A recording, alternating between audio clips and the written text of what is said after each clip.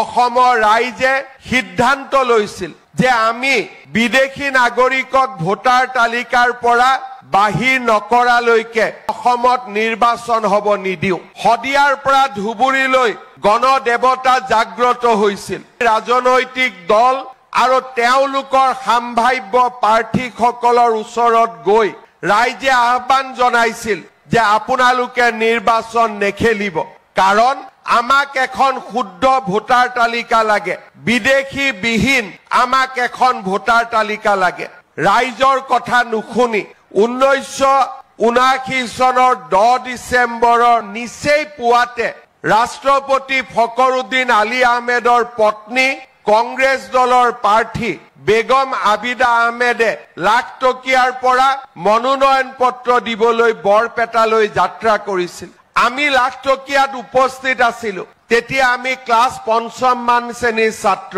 লাঠিৰে বুটেৰে লাখ টকীয়াতে পিকেটিংকাৰীসকলক আঁতৰাই KPS গিলৰ নেতৃত্বত বেগম আবিদা আহমেদে বৰপেটাৰ ফালে আগবাঢ়িছিল। ভৱানীপুৰত আৰু গোটেই ৰাস্তাটোতে প্ৰবল প্ৰতিৰোধৰ সন্মুখীন হৈছিল। ভৱানীপুৰৰ উজানবৰী গাঁৱৰ হাউলি কলেজৰ কলা বিভাগৰ প্ৰথম বাৰ্ষিকৰ ছাত্ৰ তথা ভৱানীপুৰ আঞ্চলিক ছাত্ৰ সন্থাৰ সম্পাদক খৰ্গেশ্বৰ তালুকদাৰক পুলিচে চুচুৰাই ওচৰৰ খালত দলিয়াই পেলাইছিল।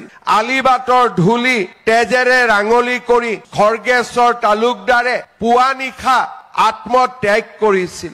আৰু 1979 চনৰ 10 ডিচেম্বৰৰ দিনটোত শ্বহীদ খৰ্গেশ্বৰ তালুকদাৰে নিজৰ তেজেৰে অসমৰ আৰু অসমীয়াৰ চৰণ ধুৱাইছিলে।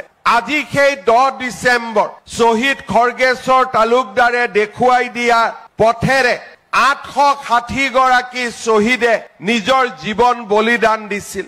অসম মাতৃক সুৰক্ষিত কৰি এটা স্বাভিমানী জাতি বিকশিত জাতি ৰূপে নিৰ্মাণ কৰিবলৈ। কাজিৰঙাৰ গড় হত্যাবোৰ বন্ধ হ'ল। অসমৰ বন সম্পদসমূহক লুণ্ঠন কৰা, মাটি লুণ্ঠন কৰা সকলৰ পৰা আমি মাটিবোৰ কাঢ়ি আনিবলৈ আৰম্ভ কৰিলো। বটদ্ৰৱাৰ ওচৰে পাজৰে যিসকলে সোমাবলৈ সাহস কৰিছিল তেওঁলোকক আমি উভতাই দিলো।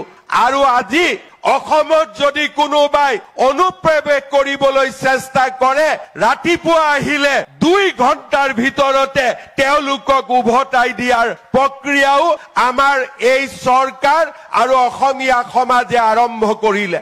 আজি অসমীয়া সমাজে অৰ্থনৈতিকভাৱেও স্বাৱলম্বী হ'বলৈ আৰম্ভ কৰিলে। 860 গৰাকী শ্বহীদৰ আত্মত্যাগৰ ভেটিত সৰ্বাংগ সুন্দৰ অসম, স্বাভিমানেৰে পৰিপূৰ্ণ অসম, এখন নতুন অসম নিৰ্মাণৰ বাবে আজি আমি আগবাঢ়িব পাৰিছো।